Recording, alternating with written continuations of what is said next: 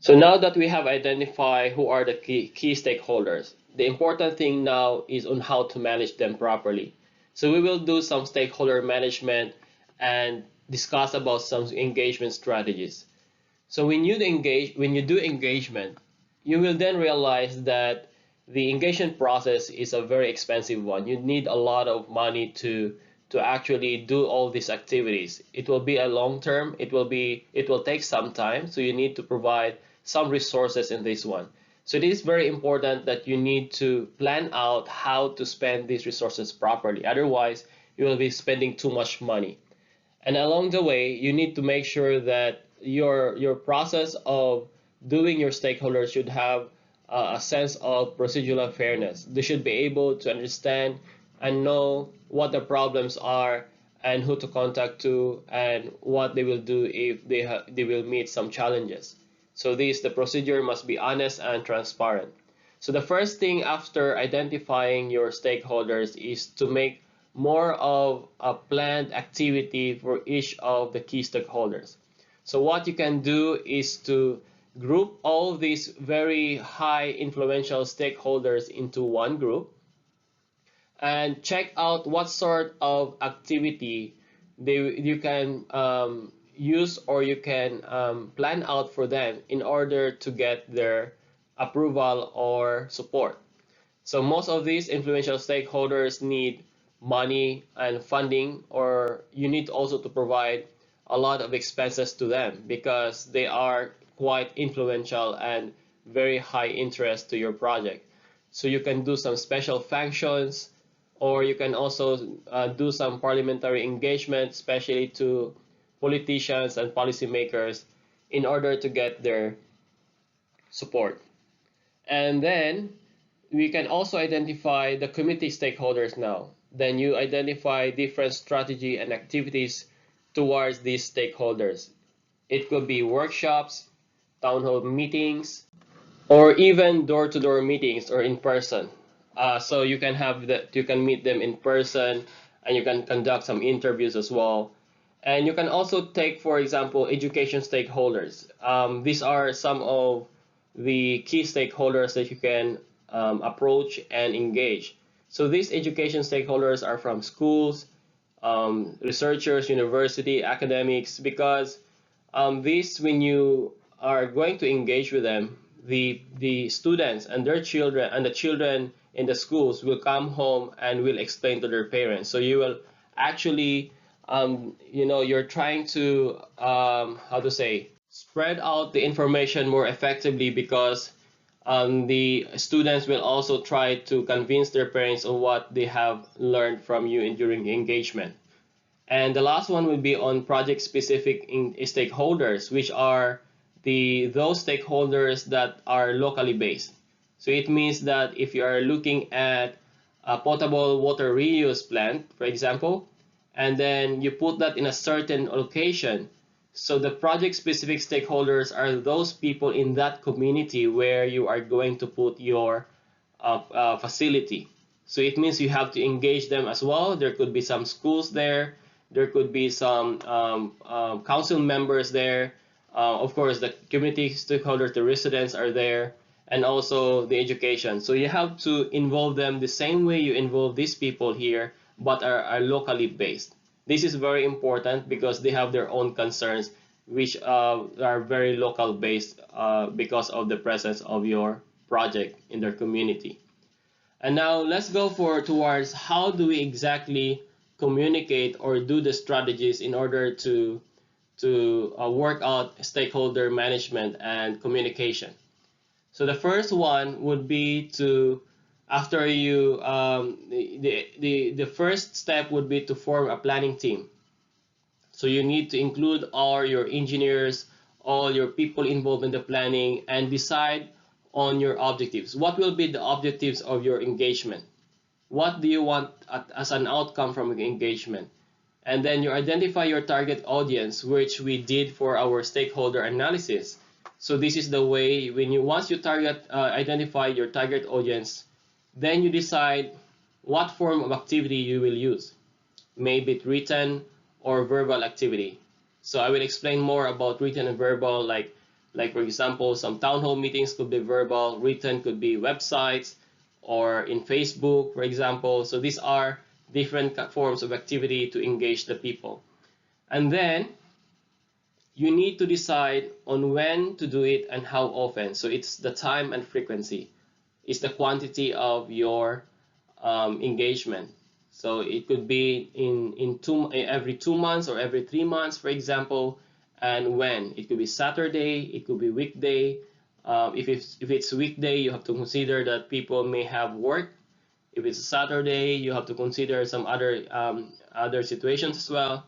So these are the things that you need to decide by these times in order to build trust and confidence with you. And then, of course, there should be monitoring and evaluation after. So once you have done these things, you have to monitor and evaluate the progress of the steps that you have done.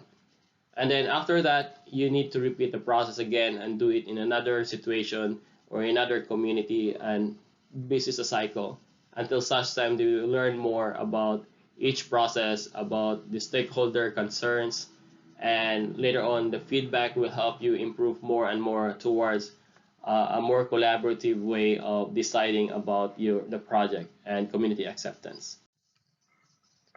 So some examples of engagement activities include verbal or oral activities, and some are written activities.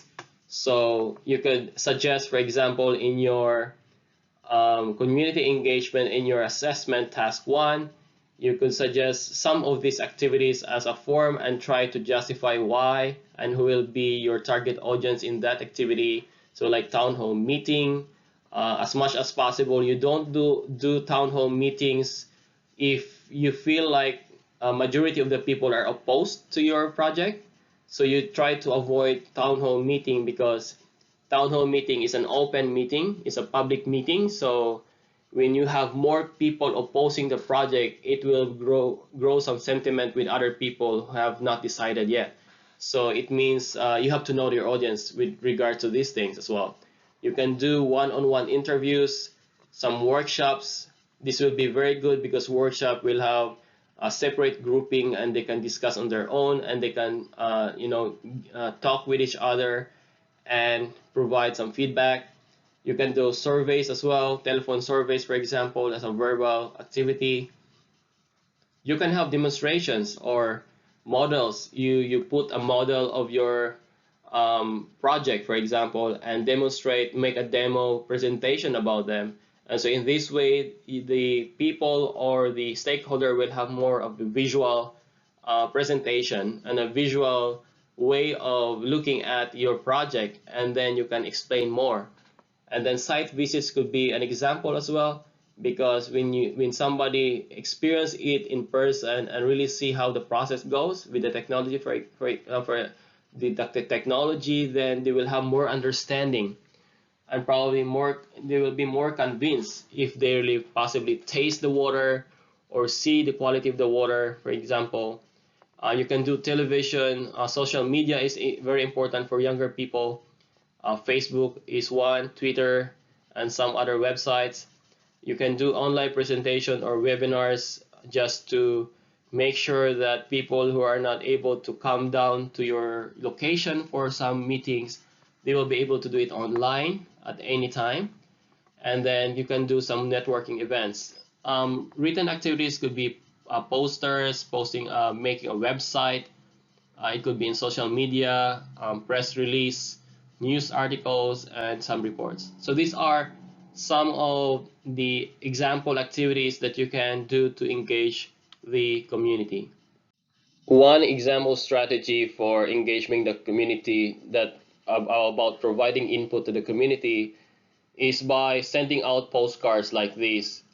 This one is in the issue of raising awareness of sources of stormwater pollution. And as we all know, the stormwater pollution is also an issue in urban setting. And so when you wash your car, all the discharges will go to the stormwater drain, and this will add to the pollution problem in stormwater. So by sending out postcards directly, targeted mail were also remembered as one of the very good components of the campaign against about awareness of stormwater pollution. And so there are some other ways to do that. As I mentioned earlier, you can do mainstream media, social media, websites. Distribution by mail is another example here, and face-to-face initiatives is also very good to have that sort of personal, establishing a personal relationship with the community. Another way to engage is to motivating a behavior change. So it depends really on what kind of project you are. In this case, for example, is trying to change the behavior of people to have their to conserve water, for example. So when you conserve water, when you, especially when you are brushing your teeth, usually you just run the faucet, your tap, and then you brush your teeth, and then you just run your water all the time. So it's gonna be a waste of time. When you dry your hands, you also just flow the water all the time from the tap. So you're also wasting time. So what you can do for that is to provide some reminders or some form of reminders, usually placed at the site of action. So probably a poster showing that you can save water by turn off the faucet or the tap, or maybe even in recycling areas, you can put on the bins, above the bins, about the what sort of recycling you can do for each bin, or what sort of waste you can throw in each bin. And also you can provide some incentives, for example, rebates, water saving incentives. And so these are some of the engagement processes that you can lead toward behavior change. More examples on consultation engagement, surveys, online discussions, interviews like this, workshops like this would be good, public meetings, and displays and models. And as I think I mentioned here, I should have mentioned here that in most cases, I think food is important. You have to at least provide some snacks and some food, because this could be another motivation for some people to come. And once they come, even though they don't have the plan to really be engaged, but they will be engaged if you provide some activities that will let them be interested of your topic. And one main challenge for this kind of engagement is to engage the disengaged. So this is very, very big challenge, because if you see people that are not really talking much or not giving their opinion much, that could be problematic in the future if they are not communicating or sharing their views. You can also say that there are those people that are not easy to reach versus easy to reach. So people coming from far places, they don't have the ability or the chance to come in and join the meetings and public meetings and workshops. So you don't know exactly what they are thinking. And the reason for being disengaged could be low interest in the issue, or they are just overwhelmed by too much information. So you're giving too much information, and they don't really, there's an information overload. So they don't really take new information anymore. There could be an issue, and which is very rampant and very important thing, is there could be language barriers. So they don't know how to speak English well, or they cannot understand English well. That could be a problem. There could be a consultation fatigue. You do your too much consultation already, and they are too tired of hearing the consultations at all the time. Some mental capacity, limited time, or mental capacity problems, low feelings of efficacy within the community, probably some form of depression, low levels of trust in an organization, those people that don't really, they always question your motives. So these are some of the reasons. One of the good strategy to address these disengaged people is just to make an activity that is not too much burden for them. Maybe providing tours of a wastewater treatment facility can let them see the real issue there, and provide some written information about it, and let them do an activity that provide some enjoyment as well. So for wastewater treatment facility, they could enjoy walking and seeing the different parts of the plant, how it works, and the quality of water that is being produced.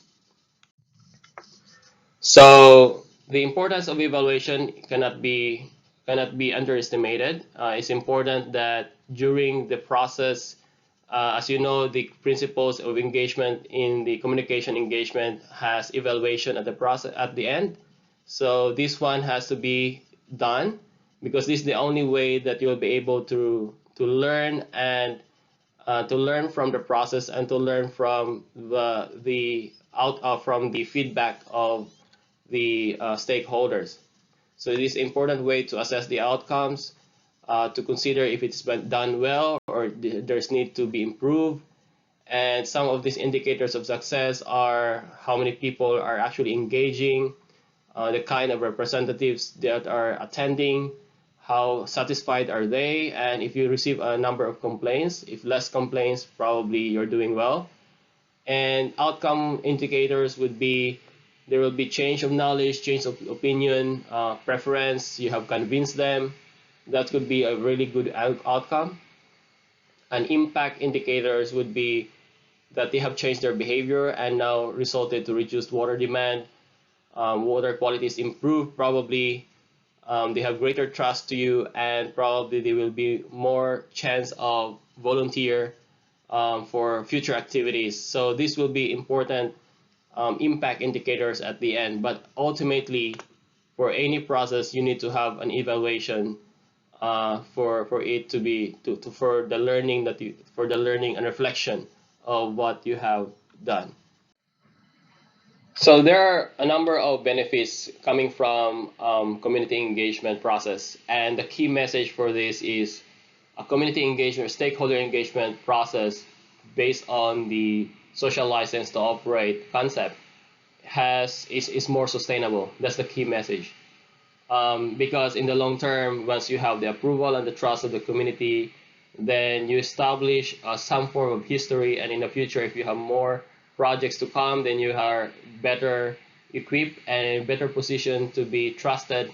And also at the same time, the current project that you have will have more support from the community. They will be more responsible and probably have the sense of ownership that will be taking care of your project as well. So this is going to be more sustainable.